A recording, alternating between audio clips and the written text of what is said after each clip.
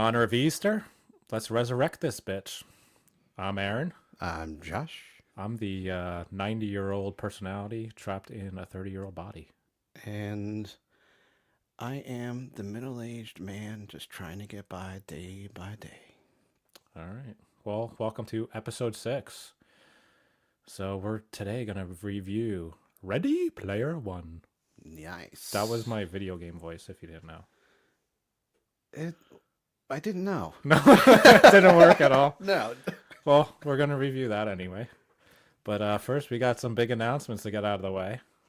So first, for a Friday the 13th episode, we are going to get an interview with the star itself, Adrienne King.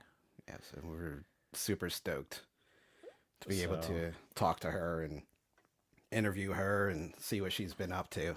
Yeah, I mean, if you guys have any questions that you would like us to ask her, please tweet us at DNerdcast. You can also hit us up on Facebook under Dysfunctional Nerdcast. And of course, the email dysfunctionalnerdcast@gmail.com. So if you ever had any questions or you've been dying to know about the movie, now's the time to ask. Send them our way. If it's a good question, we'll ask it, man. Yeah, we'll definitely see what she thinks. And, like I said, we're excited to find out, some things about the movie, about what she's been doing, her wine business and everything. And we want to get you guys involved. So, maybe the best way is to tweet us directly at the Nerdcast. And, we're always on. We got these mobile devices and stuff. So, It's just a unique opportunity. I'm so thankful we get to do it. yeah. It's a movie I've loved forever. So to be able to talk to the star, the final girl, it's going to be pretty awesome. Oh, yeah, absolutely. I mean, I think any horror buff has got that in the, top of And the let's list. let's face it, it's making us more legit, right, people? Oh. We're getting an actual celebrity to Yeah, talk. we are for real. Besides the celebrities that we are ourselves, but Absolutely. you know. So, but in the meantime, check out adrianking.com. What better way to spend Friday the 13th coming up in 2 weeks than order a nice bottle Crystal Lake wine, sit back, relax, enjoy the wine, listen to our podcast with Adrian on it, maybe throw in the movie afterwards. Yeah, Dude, that's a set Friday the 13th. absolutely. And I would definitely watch at least 1 and 2. Yeah, go for the Quattro, the first 4, man. It's like Oh, yeah. awesome segment there. And I'm sure there's like Friday the 13th drinking games out there. If not, make one up. Yeah. Every time someone gets killed, just drink. You'll be drunk in no time. Yeah. So yeah, I mean, hit up that. And since the last time we talked about it, she actually had such success with the Polaroid series. You don't have to order them with the wine. You can actually order them separately. So I think it was $25 a piece, or you can get all 4 for $75. And again, they're all signed, autographed. If you want them personalized or quoted, just put a note on there. She'll do that as well. So again, adrianking.com. Yeah, that's an awesome piece of horror history that, have that in your collection. It's pretty cool. Yeah, so second piece of big news, we're going to be on YouTube now. So as a little teaser or just to get started, I actually put up my collection video. Your outrageous collection. Just search it under Dysfunctional Nerdcast. It'll pop right up. But going forward, if for some reason YouTube's your listening preference or that's how you want to listen to the podcast, we're going to upload all future episodes to that. So Yeah, gives you just another opportunity and different way to listen to us. And also along that lines, hopefully we'll be getting onto Spotify as well. And when we do, we'll put an announcement up on Facebook and Twitter. We're going to try to do it for this one, but I know there's a little bit of delay with them accepting podcasts, but we will be on Spotify eventually, hopefully soon. yeah, so Some exciting things that are going on in the dysfunctional world of ours. just another opportunity to shoot us messages on YouTube, leave us reviews on there as well. Let me know what you think of my collection. I just wanted to post it that way people know I'm not full of shit when we're talking about stuff like, oh, what the fuck's this guy know? He doesn't even collect whatever. Well, you are Just- full of shit on some things. A lot of things, but still, it gives a reference point of where we're at. So Yeah. I'm bugging Josh. One day we're gonna get his collection up. It'll happen. Yeah, well, And he's again, you'll see the dysfunction between us that I'm extremely organized. He's got shit all over the place, but hey, that's what makes it fun. yeah, you know. So, But I got it. I got the shit. It's just crazy. yeah. So, I mean, going along with those lines, we just wanted to give a shout out to Texas and Georgia. We got them on board now, so thank you, who's ever in those states. We've got quite a few listeners in those states since the last one, so Yeah, we're cool branching deal, out man. to the good old South. So thank you, whoever's down there listening to us. And outside of that, before we get into Ready Player One, That was better. that a little better. A little better. It's we said it's Easter, so there's not much Easter horror stuff. So I just want to like suggest you got to watch Bunny Man Massacre. It's everything the title says it is. Yeah, dude, it's just it's a bloodbath of a movie. There's nowhere else in the world that you're gonna see a dude dressed in a bunny costume with a chainsaw go into a school bus of children and just saw the shit out of them. Yeah, and It's awesome. yeah, and just the buckets and buckets of blood, literally buckets of blood. I mean, I think everyone knows from the title, it's obviously a B-rated movie, but it's a fun movie. There's actually some pretty cool deaths in it. And again, your choices are limited for Easter horror. I really enjoyed the film. Now, is that B for bunny? That was really bad. That was bad. That I'm was not terrible. laughing That at was that, terrible. no. You're laughing at me. Yes, not with you. But if you see Bunny Man Vengeance, I just watched this the other night. Please skip it. It is probably the worst movie of all time. It's the sequel to it, but it in no way made any sense. There was no deaths that were worthwhile. It was just one of the worst movies I've ever seen. So I don't have to watch this? Oh, no. All right, No. thank you. Please, God, no. So, yeah, check it out. So let's go into it, man. Ready Player One. This is a movie that I have to give a shout out to my buddy Wetzel. He really made me watch this movie. And I gotta say, man, I'm thankful you did. I had zero expectations coming into this. I didn't even know what it was about. It was not on my radar at all. The trailers didn't interest me.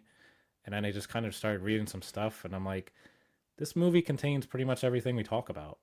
Yeah. We have to see it for the sake of the podcast. And I saw the trailer and I was like honestly, I was a little confused. I had no clue what the story was. The trailer didn't interest me much, but you were talking about it this week, and Yeah, I kind of talked Josh into seeing it, and I was so nervous because I'm like, this movie's gonna suck. I was And hoping it would, just so I could like shove it in your yeah, fucking he's gonna. face. I wasted $20 on you, and I'll never hear the end of it. So I just had zero expectations. I mean, going back to other podcasts I've mentioned, I do not read books unless it's a comic book. So I have no reference material with the original, which is obviously the book. So again, I just had no idea what to expect going into it. Yeah, I had zero clue, nothing about the book. Like I said, the trailer did nothing for me. And I'm like, this is a Spielberg flick. I was like, what the hell is this guy doing? But just as someone said, you got to check this movie out, you kind of got my interest peaked.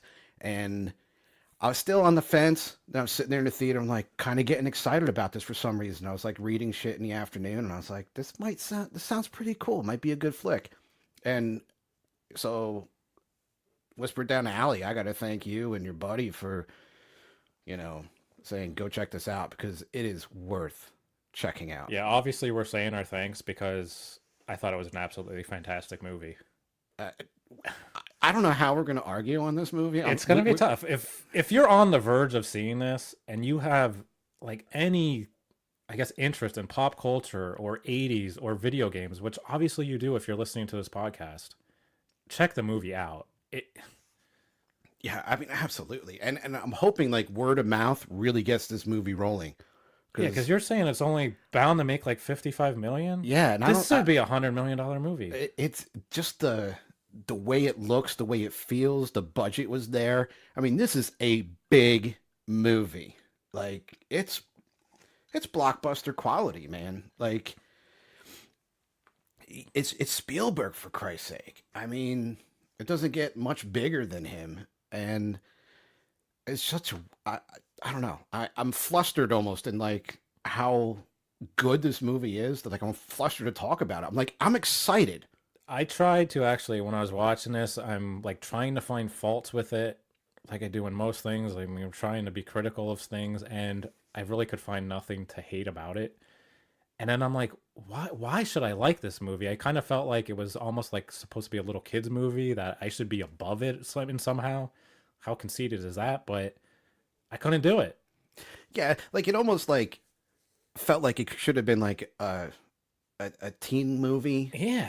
like, but it's not, and just like Spielberg does these coming of age type movies, and he does it so well, but this really wasn't coming of age per se, but still a younger hero in the movie. I think they're like 18 to 20, these kids, but just so well done. And It's before we get into, what we like about it. Just to let people know what it actually is, because I had really no idea, so maybe others don't. Basically, it's about a corporation that the owner dies, and he creates this virtual reality system that pretty much everyone in society is so in tuned with, and that's all they do in life is play this game. And he makes these hidden Easter eggs within the game, and the first person to find all three of them gets to take ownership of the company. So of course there's these rival companies that are trying to also win so that they can get money. It's like a $500 billion company, they say. yeah, and it's almost like you get to rule the world in a way. Basically, because this game is that popular. It's like if Steve Jobs died and said, you get to own Apple by finding these three Easter eggs within Apple products, how many people would be searching for it? A lot.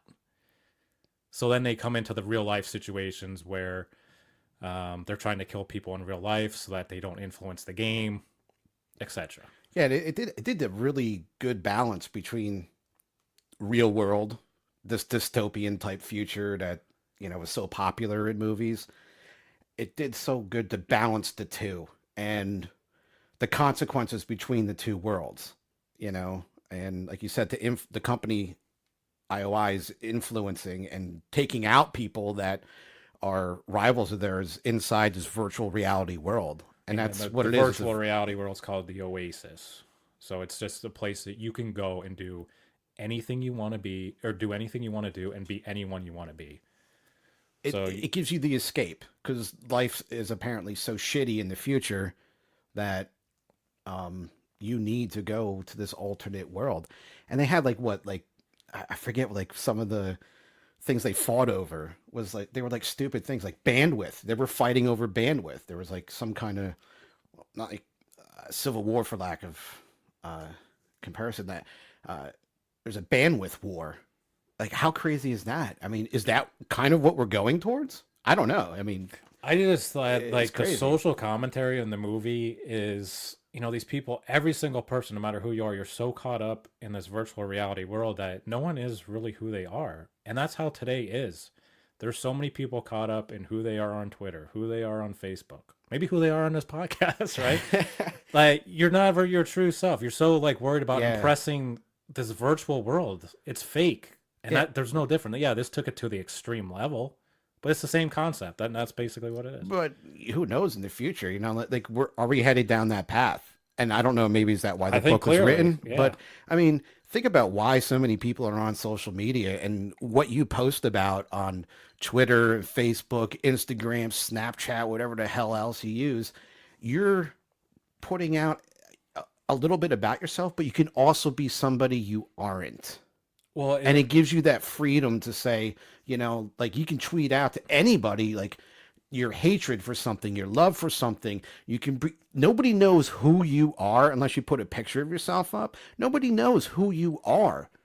And that was one thing that they did in the movies. Like they said, like, you don't know who we are and who that person is in the real real world. life, yeah. And Basically, they're like alluding to like catfishing and shit like that. Which I thought was a really cool commentary as well. And there's so much social commentary. It's not just pretending to be somebody else. But I didn't feel there's like a lot in there. I didn't feel like they were beating it over my head or just putting it in No, for the sake not of at a all. message. It was just integral to the story. Exactly. Yeah. So I thought that was well done because sometimes it just like you get bogged down with that. And it's like I understand it's not an after school special. Stop telling me what to do. They didn't have that feeling. There was no preaching here. No, that's exactly. the thing. Yeah, it was a well done story, which I read a couple of reviews early this morning because I didn't want to jade myself going in too much, which I have a habit of doing sometimes. But I was reading some reviews, and like I guess people comparing it to the book and this and the other thing. But some people were, a little bit indifferent about it. But I Well, I think going back it's to a the good. preaching, it didn't preach because they never tell you whether this world is good, bad, or indifferent. They don't make a comment of like, "Oh, this is so terrible. No one should be doing this. Why is society becoming this way?" They never mention that. Yeah, well, I think it was just obviously if you're having a war over bandwidth, and I don't know why maple syrup is stuck in my head. There was some weird thing. It was like it almost seemed like it was a staple of food or something that they battled over. I don't I didn't remember catch that at corn all. syrup or something. I don't know. No. I don't know. I might be You crazy. might have been hungry for waffles or something. Maybe I don't know. waffles. Blue waffles. But it the whole non-preaching thing. Thank you for not shoving something down my throat and just making a fun movie. I will go see this movie again. Like it was fun. There's so many cameos in it. I guarantee if you're a fan of anything, it's probably in this movie. Oh, absolutely. So the cool shit that I saw, I'm like the biggest Spawn fan ever. And for Spawn to be in the movie, he's not even that popular of a character. He's like front and center in one of the scenes. It was just cool. Oh yeah. I mean, you have your obvious, you know, in your like very popular pop culture things, Batman, Superman, but when you see Spawn in there, and the things that there was some Star Wars references in there. Some were vocal references. They talked about the Millennium Falcon. Um, there's supposedly a Princess Leia in there. I missed her. There's so much stuff. Like during this battle scene, there's 100 different figures on the screen, and like, if you paused it, I guarantee you every single one of those figures is some kind of iconic pop Like, culture thing. It's just on the big screen. It's going so fast. yeah. You're trying to look at all of it, and you can't really see anything. It was overwhelming. So I can't wait for DVD when you I can don't, just dude. pause You it. just put like this great idea. Like it's almost like those. Can you find these seven things in the picture? Yeah, Like we should do that for like take a couple every 3 seconds. Be like, who's in this frame? You know, it's like there is so much in here. And being lovers of pop culture, and especially '80s pop culture, and and it goes into the '90s as well.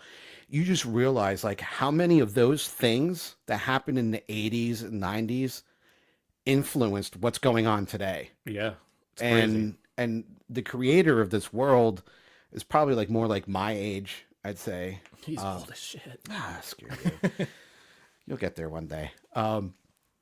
He's more like my age. I identified with this dude, and he's kind of like a mellow guy. He's hey, he just kind of wanted to make things right and make it like a place where everybody could go to and hang out. He just loved like playing Atari video games. ColecoVision, that was in there when, which was like, oh my god, the Coleco stick and the keypad and everything. I haven't seen one of those in ages.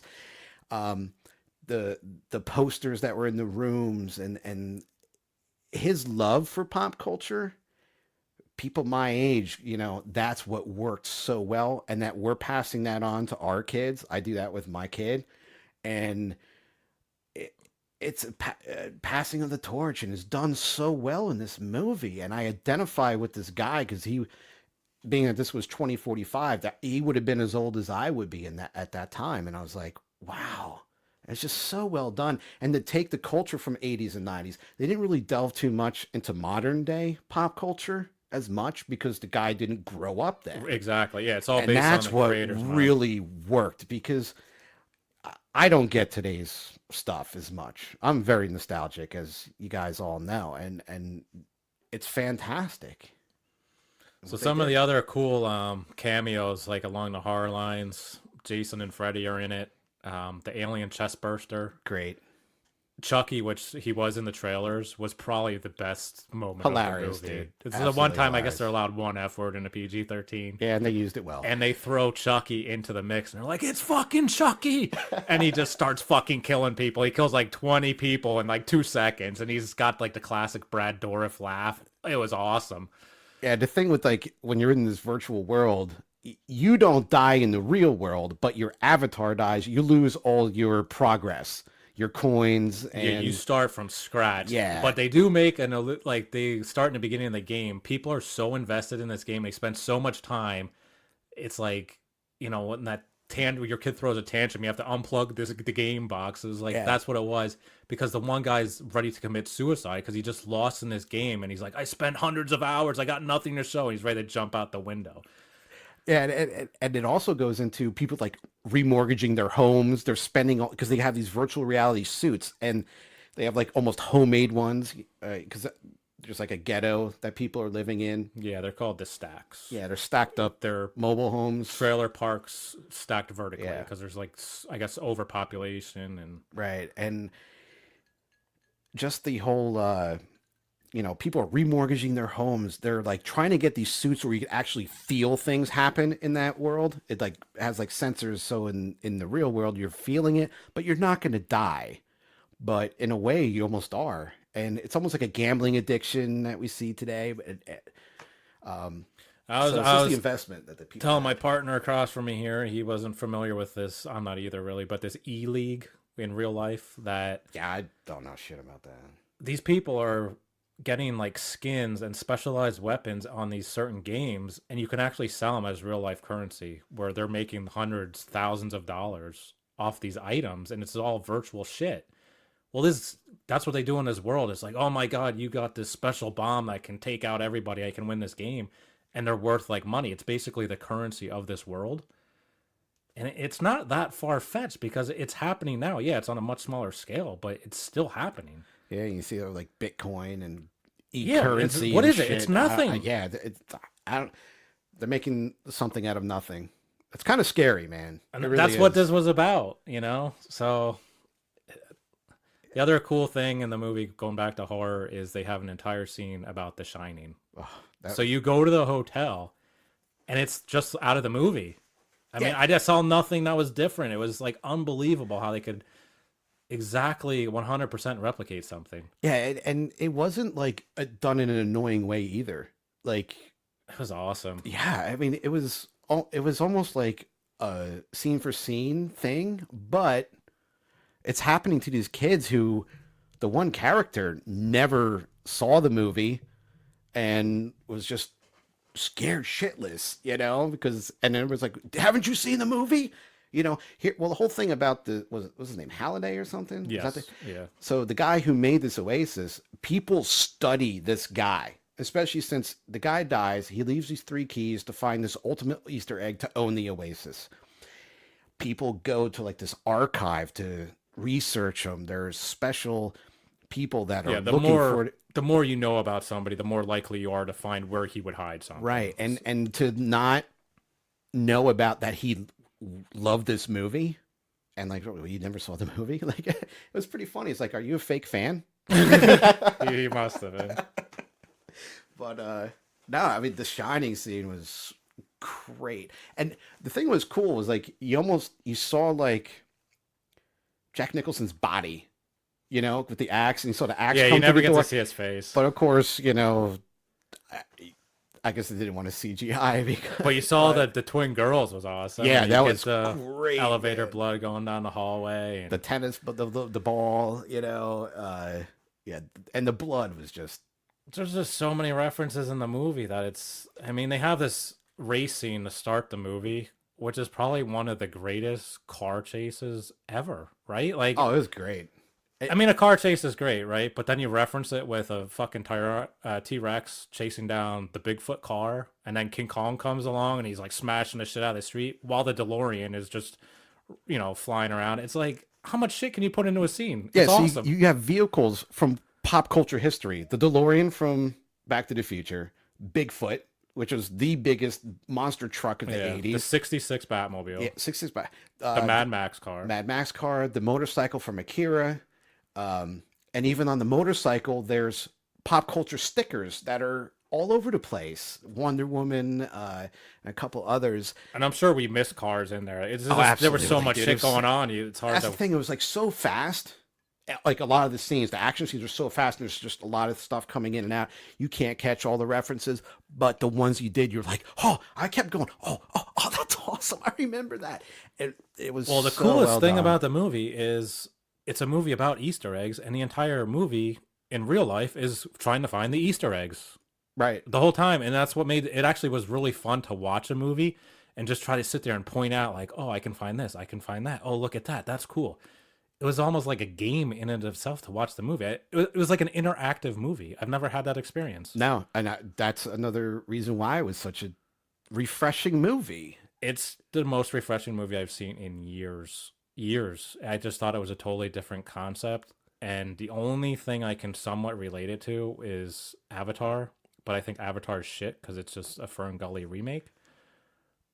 It's just so much better than Avatar, but that's like the closest thing you can compare it to. Because it is like basically a whole CGI movie. I'd say it's like 80% CGI. Yeah, but I really like the way that they went in and out of this CGI world. The Yeah, virtual because reality that world. makes it more believable. Yeah, and I mean, that's where you draw the reference because, you're going in and out in Avatar. You're going in and out here. Avatar, if you died in Avatar, you died in real life. I don't know. So, yeah, It was I don't forgettable to me, so. It was a good movie, but the balance between the two was very different and very well done. I don't know. I think we're not even going to argue about this movie. I mean, one of the things reason I didn't want to see the movie was because I knew it was going to be so heavily CGI'd. And as much as I like comic books, I fucking hate animated movies. Like, I can't stand them. And I'm just thinking the whole time, man, this is going to be like a cartoon. I don't want to watch a cartoon. And it's not. For like a minute, I'm like, wow, this is CGI. But the CGI is so well done, you immediately forget about it. And you're so wrapped up in this world that you forget about it. It's just like you're watching a regular movie. Yeah, and really the CGI world wasn't cartoony. No, it was like real life. Yeah, and it was like you had the human features, and when you see things like you see the Justice League in there, it looked like the Flash. The Wonder Woman was in there, Batman climbing a cliff. It was Batman, So it had like this animation slash it was realistic animation. I don't know what else to call it. It was just so well done. It wasn't cartoony, and it wasn't It wasn't childish. It didn't dumb down anything, and it helped progress the story. Really, like you didn't mind the switch at all. No, It wasn't the vibrant color of Avatar, which I didn't mind, but it wasn't brilliant like the vibrant color. It wasn't flashy in the plants and stuff in Avatar. It was like real world. so what didn't you like about this movie? Anything? There's one Yeah. thing I Oh don't yeah. like, Yeah. There was the one thing that I will nitpick is now there's 5 people that come together in the movie, led by the main male character. but Z. Yeah, and he comes in with Artemis. He hooks up with this Artemis character, female. Z's a chick from Bates Motel. Yes. And everybody seems to be in the same 3-block radius of Columbus, Ohio or something. Like that kind of annoyed me. Like if you're in this virtual reality world where anybody in at least the whole United States or world can get into and everybody's like just around the corner.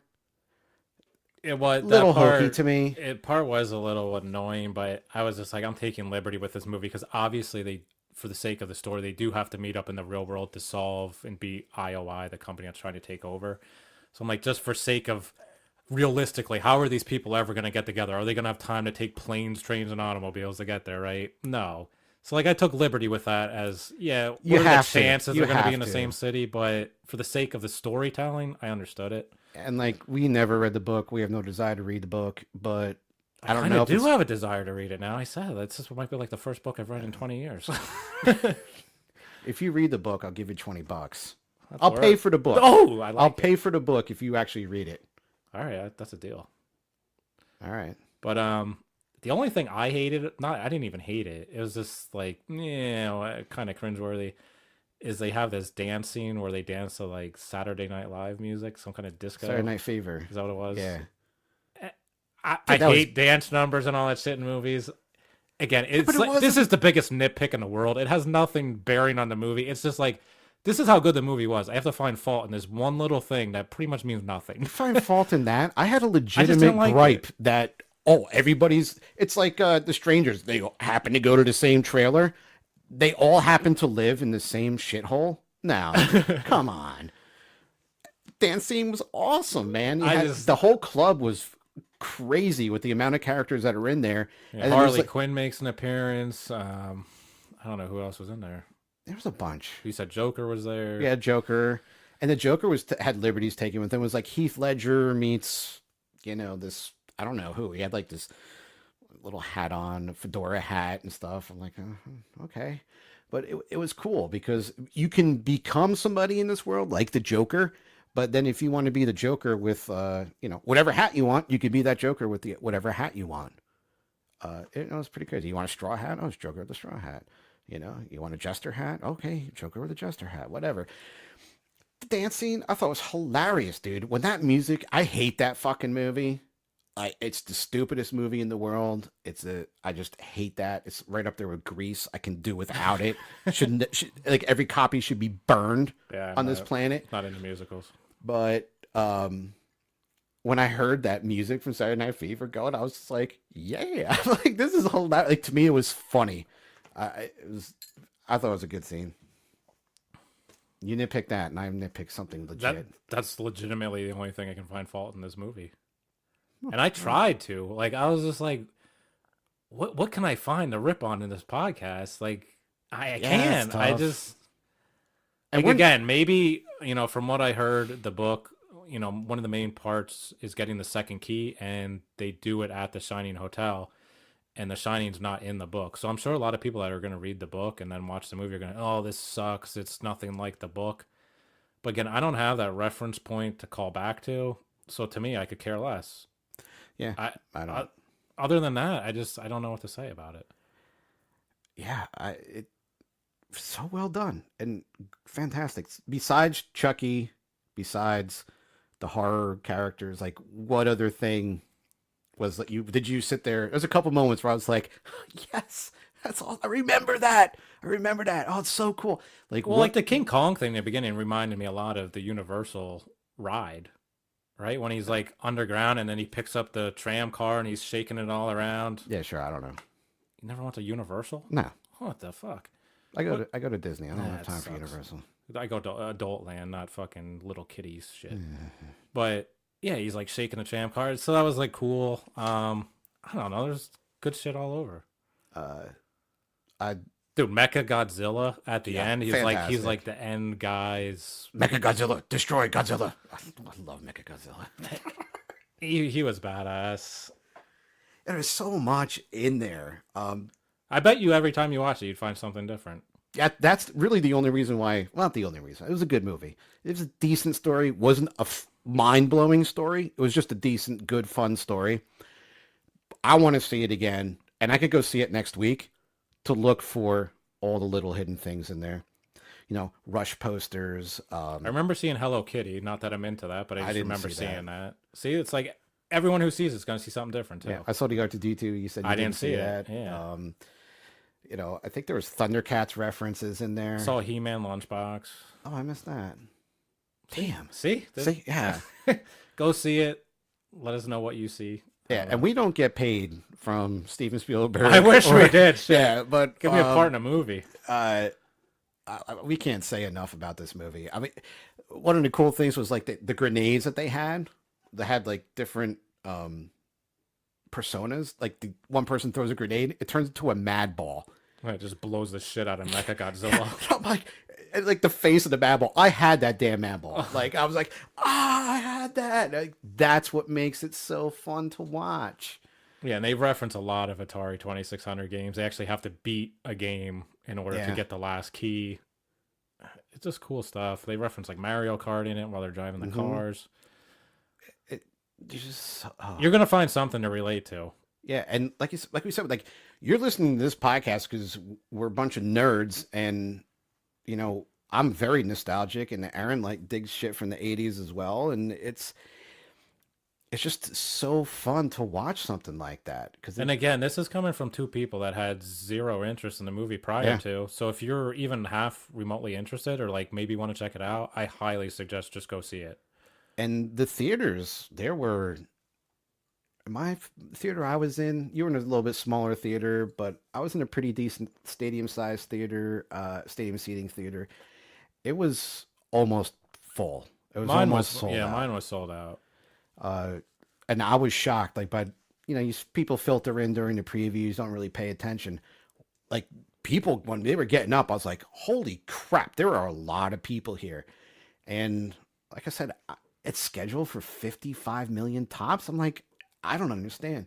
And it's only in fucking stupid Rotten Tomatoes, like 81%, while Last Jedi gets 91. What is wrong with the world today, people? Again, you got to go there. Last Jedi is even worse than when we reviewed it last time, but you can go back and listen to that. But this movie is the exact opposite. It's actually good. So what would you rate this movie? I'm giving it an 8.5. I'm almost at the 9. Yeah, But I don't do I'm half very numbers strong really. at 8.5. I'm going 9. 9. 9. I mean, I don't. It's not going to be a perfect movie. A 10. It's not going to be like my top 10 all time. But it's again one of the most fun movies I've seen in a very long time. It was very unique. How many times do we get on and say, "Oh, it's just another comic book movie. It's just another sequel. It's a remake." Yeah, it's obviously not original source material. It's coming off of a book, but it's still Yeah. a movie I haven't seen in forever. No, it was I'm gonna say refreshing one more time because that's what it was. When something smacks you in the face that's so good like this.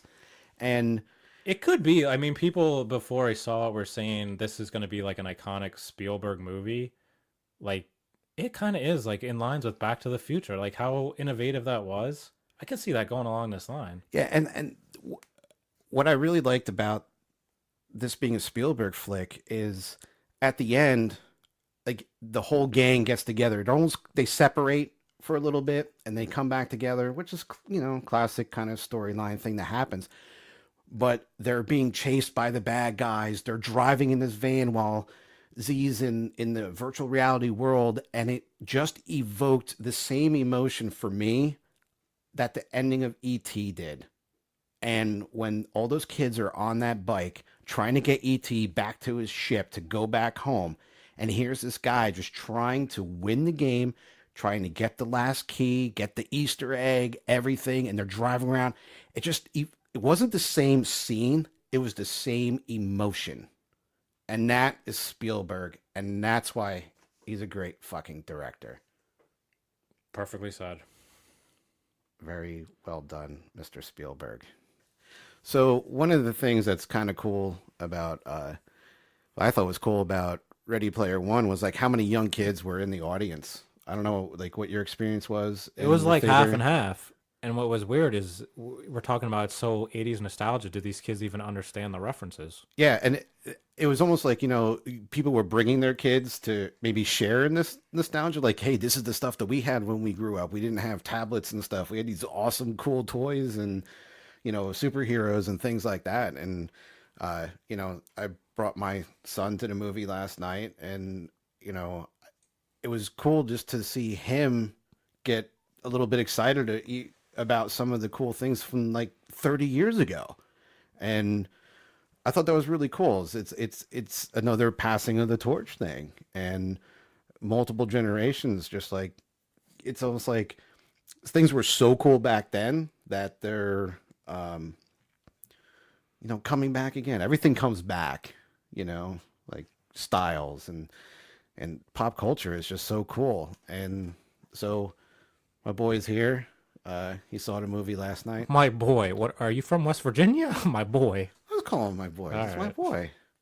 Sorry, West Virginians. Say hi. Hi. So you saw Ready Player One with me last night, Yes, I did. and what'd you think of it? Was it fun? It was a fun movie, and I liked how it switched between reality and virtual. And I thought it was going to be more cartoony, but actually it was. How do I explain this? It's like a real movie. Just Yeah. regular action. like it flowed really good between the Yes. two, and that's what we touched on earlier. And it's cool to like the younger generations like watching this. And what did you think of like the older stuff, like the older characters? What were like you saw Jason in there, right? Yeah. I saw Jason. Who else? I saw the Flash in the corner. Yeah, you like the Flash a lot. And I think I saw, what was it, the Justice League characters? They were They're there. in there. Um, Now, some of the things like, did you know what the Mad Ball was? Yes, I've seen a Mad Ball. It was in a movie. See, that was like so surprising. I had no clue that he knew what a Mad Ball was. I mean, he's young, and I'm like, well, is he gonna get this reference? And They're just so pop culture-ish that it relates to everybody. yeah, and that was the cool thing. Yeah. What about like, you know who Jason is? You haven't seen the Yeah, movies, but you know yeah. who he is. You know Yeah. who Chucky was, right? Yeah, I know what it was. What about like the way it flowed, the action, everything like that? I thought it was very, very well paced. Like, it was action at the beginning, died down a little, went back up, died down a little. It had a good flow to it. And the whole Shining scene? Oh, I like that. That was one of my most favorite scenes. I like that scene. And he's never seen the movie. How Yeah, cool is that? Never seen it yet. Did you know what movie it was from? Yes, How? It's iconic. That's why. because I don't know. I just know. You just know that like people talk about it. No, it's just. I mean, you talk about it a lot. That is the cool part about the movie, and we've been. So how cool did you think it was? What would you rate the movie? 8.5. Wow. Was this better than Black Panther? Yeah. Was it better than Last Jedi? Be honest. Actually, I think it was It was bit more. better. Yeah, it was It a was bit better. more. Yeah, it was a different type of movie, really, and it was a little bit better. Would you go see this movie again? Like, how soon would you see this movie? I would see it in maybe like 4 weeks, because I'd like to see more cameos. I want to look out for the Easter eggs. So you would rather see this movie, but you would wait, what, a couple years before you saw Black Panther? Yeah, maybe like a year or so. Oh, okay, all right. So there you have it, another aspect of multi-generational take on the movie. And that's, again, like what was so cool about it.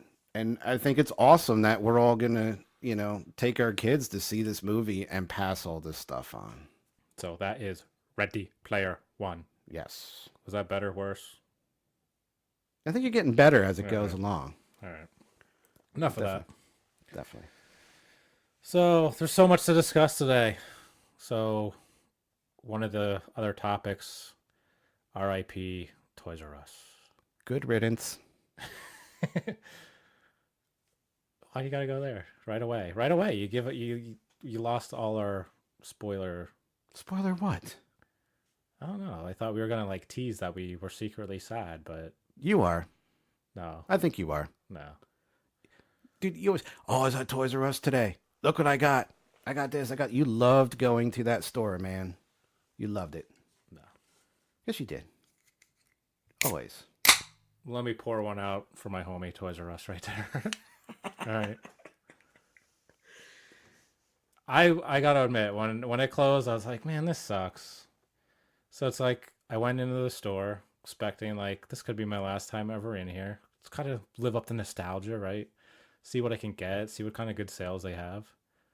I walk in sad, I walk out fucking irritated. I go in with money trying to spend it, and I can't. Because either they don't have any product because they never got anything in the first place. It's not because it was sold through. They just never had it. And then the sales are so fucking terrible, they're not even worth buying. So why would I go to Toys R Us and get 10% off a NECA figure for $23? So I'm getting paying $20 for it?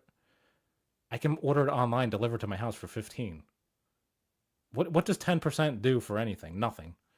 Well, So fuck Jeffrey and his tall fucking neck. Get him out of here. and that's why they're going bankrupt. They did a shitty business deal when they got bought out how many years ago, incurred so much debt, and then you're selling shit for at a higher price when you can go to Target. I can go to Target right now and get Lego sets that I saw last weekend at Toys R Us on supposed bankruptcy liquidation clearance. They were cheaper. 5% off. Our sales tax here in PA is 6%. You didn't even cover my sales tax on a going out of business sale. I can get 5% off of my Target Red Card. Yeah, there you go. Not brought to you by Target.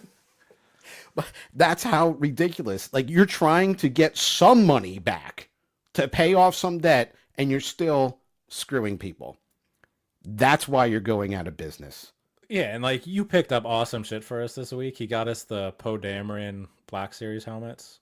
Yeah, at And Target. I thought these things were going to be crap, and they're like really well made. I mean, it's an exact replica of his helmet. It's worth the full $80 price tag now that I have it in my hands. But you got them 50% off, $40. Yeah. Fucking Toys R Us going out of business is selling them for 10%. I would have had to pay $72. No brainer. Yeah, you're not. Why do you think Target's still in business? Exactly. And everything. You can find better sales on the Cartwheel app. You can go to Walmart and find things cheaper. And that, coupled with some online dealers, are what helped put this company, who charged too much to begin with, out of business. Yeah, but honestly, I'd rather pay more at Toys R Us than have to go to a Walmart. But but still, Yeah, that maybe. But they just don't carry anything in the first place. That's the thing. When I can order shit, get it delivered to my house, where I don't have to spend gas, I don't have to put mileage on my car, and I don't have to waste my time, because I'll go to Toys R Us 5-6 times so they even get it, if they get it, man, and then pay $5 more for it. What is the purpose of that? yeah. Now, the only reason I think I got decent deals at Toys R Us I went to was they were on the first list of stores to close. And I think you went to one that wasn't on the list of initial store closings. Yeah, but I went to that But- same store a couple weeks prior to you, and it was still nothing worthwhile. I'm not going to buy a fucking alien figure there. It was 20% off.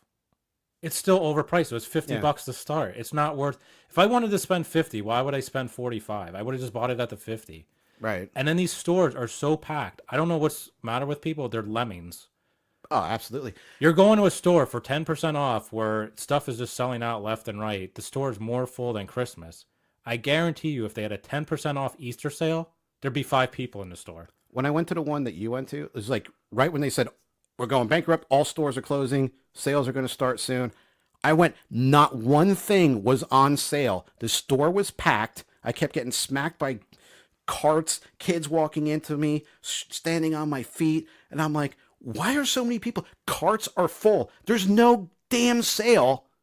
But people are like, You gotta buy it. Oh my I gotta God. buy. Oh, Toys R Us is going They out of told business. me to buy it. Was it a media thing? Like you said, a lemming thing? Like, I don't know. I Are don't get people it. so stupid they don't know how to look up prices online? You don't You go would to think. any other store? You don't even look at price tags? I don't understand. Like, we got a stupid thing for my kid. It was, again, Target. Buy one, get one free. It saved us $12.50. Toys R Us, it would have been 10% off. So it would actually cost me $24 instead of $12.50 that it cost me. That's ridiculous. There's just no reason to shop there. So No. I don't even care about them. Good No. good riddance. No, and You know, I have nothing I wanted anyway. no, and we asked people on Facebook. Bring you back know, Kitty City. ooh, KB, man, right? KB, No. what's up with KB? Kitty City. Turn your frown upside down. I was a KB fan. That was the. Rumor is they may be coming back, but I haven't heard anything definitive about that. I will have to see. But it just, I don't know. I don't feel that sad, you know. But part of it too is like, Toys R Us was like, oh, for me, it was like if I got to go to Toys R Us, it was like a big deal, you know. Well, back in the day, it used to be, I mean, wall to wall, floor to ceiling toys. Like you'd go in for like G.I. Joe, and it would just be 100 different ones, 10 different, 10 of the same one, just packed shelf to shelf. You know, you go in now, they have one little peg of it. Oh, great. Right. They just don't stock stuff. It's not what the store started out to be. It was supposed to be like a toy warehouse. It's not. When you start like when they brought in the Babies R Us crap and just ruined stuff, and it's almost like they tried to branch out, but they ended up not, you know, and it didn't work. And that's why I think we've gone back and forth arguing what's killing stores and toys in general and in places. These stores like Target, I asked my kid, like, where would you rather go, Target or Toys R Us? He's like, oh, I'd rather go to Target. Why? Well, I can look at the toys. I can go look at like baseball hats. I can go look for a soccer ball. I can go look at bikes. He can look at anything that he wants, clothes and electronic, like TVs, video. They have such better selection. And better prices, Yeah. clearly. That, even kids realize that Toys R Us is shit. So that's all we got to say on Toys R Us. We just had a hit on it. It's obviously like a big part of the collector market. Yeah, and And I do feel bad for like some of these companies, NECA and McFarlane. I don't know who the hell they're going to sell to anymore. So, I mean, I do think it's going to hurt a little bit. And, and I don't know where we're going to go for Han Solo figures. Like, we wait out at Toys R Us the night before. That's kind of the only thing it's been good for. yeah, but I'm sure we'll find. I mean, I'll somewhere find else. them eventually at Target or Walmart, whatever. Yeah, and we posed this question to you guys on Facebook and Twitter, like what you thought about Toys R Us, because it was it's a popular thing for nerds, I guess. Still a toy thing and whatever. So we put a poll up on Twitter, and the question was, how do you feel about Toys R Us closing? And was it something that they did to themselves? Did Amazon have a play in it? Or are you bummed out because you have like some kind of nostalgic feel? And it was a 50-50 draw between, Really? yeah, people are bummed out. And I think because like 80s, like everybody wanted to be a Toys R Us kid, it was in your face so much. And, it's like, oh, and I think that's what drew a lot of people out was the nostalgic thing, and the other half said that they did it to themselves. Bad business decisions, bad choices, bad marketing, etc. And See, the 50 that miss it, I would like to ask those 50%, when's the last time you actually bought something there? I'd be Yeah. shocked if it was like anytime recent. well, on Facebook, a couple people, put up some things, and they said one was it doesn't really matter. It's not important that they're closing because you have, like we said, Amazon, Target, Walmart. There's other places to go with better prices. So, people are backing us up on that. Even, other people besides us went to these sales, said the same thing. There are no sales. There's no clearance. They're even making bad decisions there. And the nostalgic factor is that someone liked going when they were younger, so it's, you were there when you were a kid. It's a nostalgic thing. But when you get older, you realize that, it's not the greatest thing ever. There are other options out there, and you go there. So, Maybe Toys R Us will be in Ready Player 2 for nostalgia. ooh, To see fucking Jeffrey as an avatar. hopefully he gets killed right away, Yeah. By decapitated. that fucking kangaroo from Kitty C is stomping on his neck. Oh, did he like gets up on his tail, like how they fight, they box, and bang, bang, bang, they're kicking and shit. Yeah. Fucking kangaroo punch him. So thanks everybody for taking our poll and letting us know your opinions on. That's what you said. Take our poll.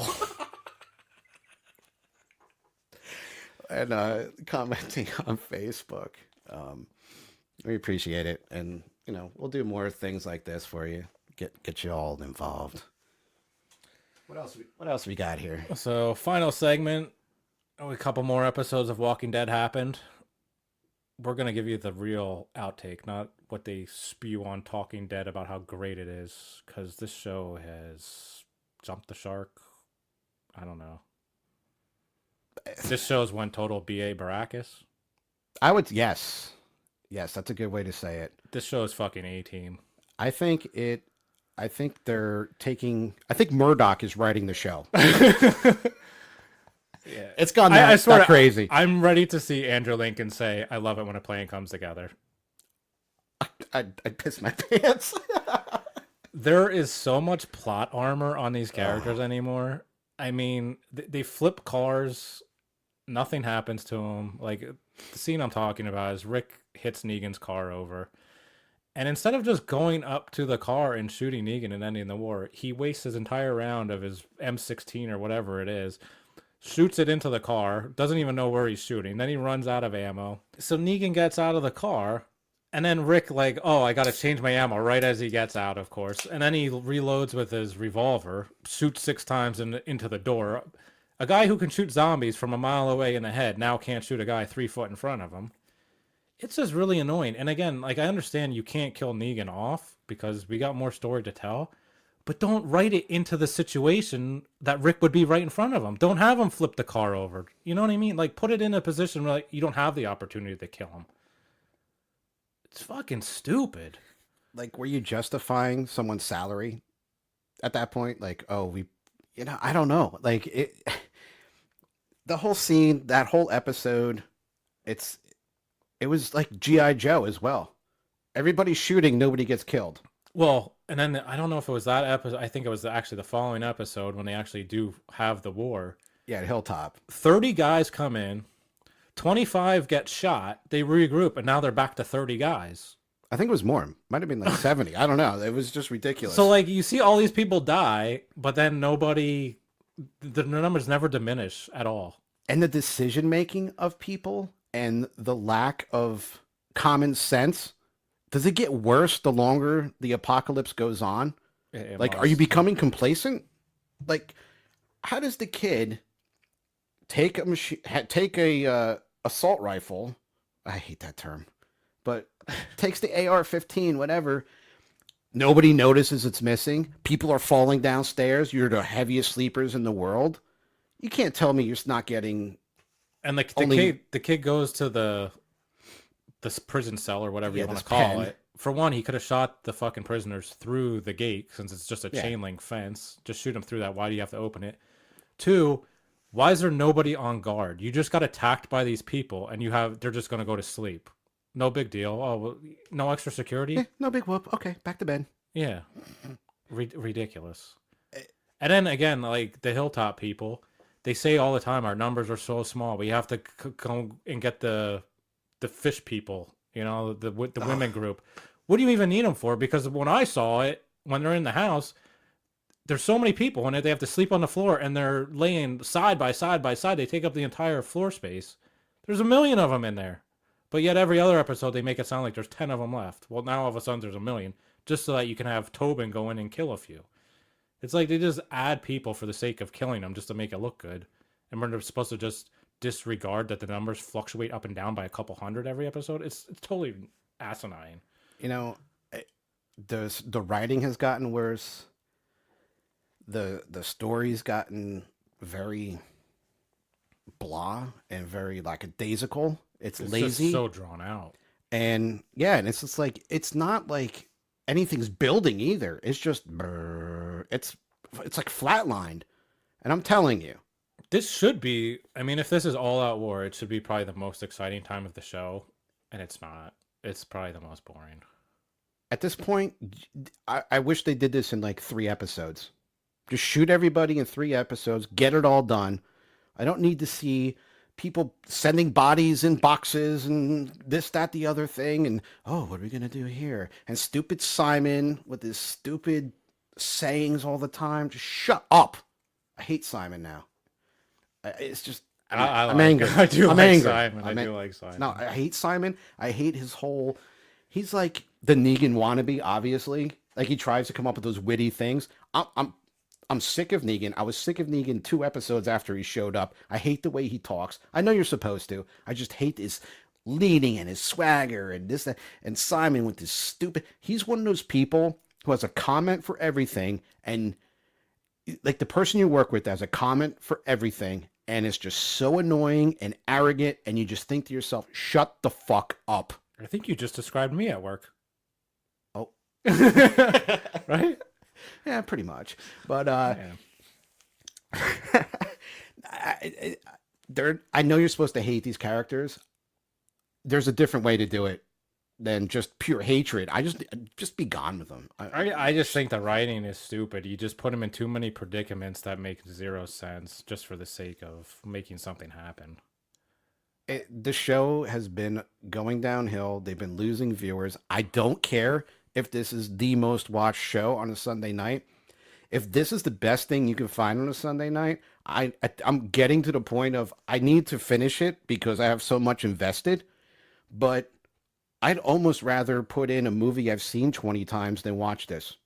But sadly, it is the best thing on. As And as that's much sad. as I rip it it's still the best show on TV. Like, and I do get excited to I watch don't it every week. I don't even know why, but it's the best thing on. I don't watch much TV. Like I watched like 2 other shows, and they're like not even that good. I don't know. I watch like stuff on Amazon and Netflix more than I cut my cable bill. I don't get half the channels. Like I don't know, 87,000 channels I don't need. I don't get it anymore. So Well, I it's don't need like to if watch. you watch a show on Netflix, you finish in like a week or two, and then you have nothing to watch. But it's Walking, still so better it's like, I'll than watch that Walking would Dead. that would still be better than watching a shitty show. Like I don't even watch it on Sunday night. I watch it on the app on the next day. And I don't even care that I'm not watching it on Sunday night. Now, if this was Game of Thrones, I have to watch it 9 o'clock Sunday night. I'm there. My ass is in the chair because that's good writing. Fuck it's a Game good of show. Thrones. I'm You riding don't the even know hater what wave you don't strong even on know. that. You don't Fuck even know it. what you're talking Fuck about. dragons and midgets and everything else. It's the story writing. It's everything, the character developments, everything. This show is just, you know what? They said, we're so popular, we can do no wrong. Do you know what's better than Game of Thrones? Fear the Walking Dead. Oh, shut your fucking mouth. I love Fear. I'm trying to get. Oh, you got to give it 2 seasons before it gets good. That's right. I don't want to give something 2 seasons before it gets good. Game of Thrones smacks you in the face in the first episode, and you're like, I gotta watch the next one. Fear the Walking Dead, I was like, do I have to watch the next one? Well, I gotta give it the chance. Okay, watch the second one. Do I watch the third episode? I'm like, oh my God. I didn't even watch the second season. I couldn't watch it. I really do think Fear is pretty good. I'm gonna have to watch it now because of the crossover, but See, they suckered you right in, man. doesn't mean I'm gonna like it. And I think it's horseshit that you have to wait, what, basically a season and a half episode wise before it gets good. That's bullshit. Weren't you good at the beginning? I didn't think it was awful in the beginning. It wasn't as good as Walking Dead, but that doesn't mean was- it's shit. It didn't do anything for me. Like the first season of Walking Dead was phenomenal. The Yeah, it the was. It first was season awesome. of Minus Fear, the last episode, it was awesome. but Fear didn't start off that way, and there's no reason why it shouldn't have. It's the same concept. How hard is it to fuck it up? They did. But Yeah, I but don't now know. you're gonna watch it. I will, but I'm not gonna like it. I refuse to. Even if it's good, I refuse to. No. It just to me was so predictable. I don't know why. I was just like, yeah. I think you said it the other day. It's like they're opposite. Walking Yeah. Dead started off fantastic, and now it's going downhill. Fear was downhill, and it went uphill. Yeah. Well, I'd rather have a show be phenomenal and really damn good for 4 or 5 years and then watch the decline. It happens to every show that's really good. Every single show. It happens. And then you get some bullshit series finale that sucks. But I need it to be good at the beginning. I don't want to wait. I'd rather be angry at the end and say, well, it ended pretty shitty than not. So one of the big discussions though with Walking Dead is this character Georgie. And I know you're not caught up entirely with the books, Now, but they go to Ohio and they find the Commonwealth and they find this new governor. And I can't recall her name at the moment, but she looks exactly like Georgie on the show. So basically, if they were to do that, that means they are skipping about 50 issues of the comic book. So that 50 issues is basically the storyline of the Whisperers, which the Whisperers are people who wear zombie skin. So they look like zombies. And at first, they actually think the zombies have learned to talk and communicate. And then you find out it's just these people walking amongst the zombies and like creating herds and all this stuff.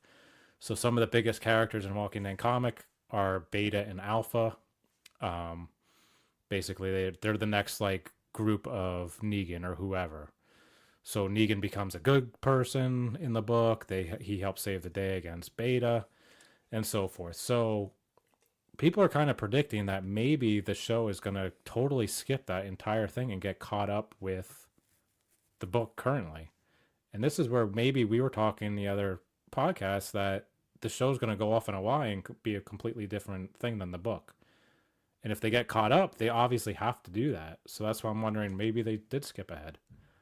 maybe. And being that there's stuff that wasn't in the book that's in the show, and they change characters and their line of progression, is it okay for them to do this? And just skip over something? And maybe they're skipping over it too because I'm just thinking about this now. Negan, one of his biological warfare of dipping weapons and knives and Lucille into the walker blood and then cutting somebody and they're turning into walkers.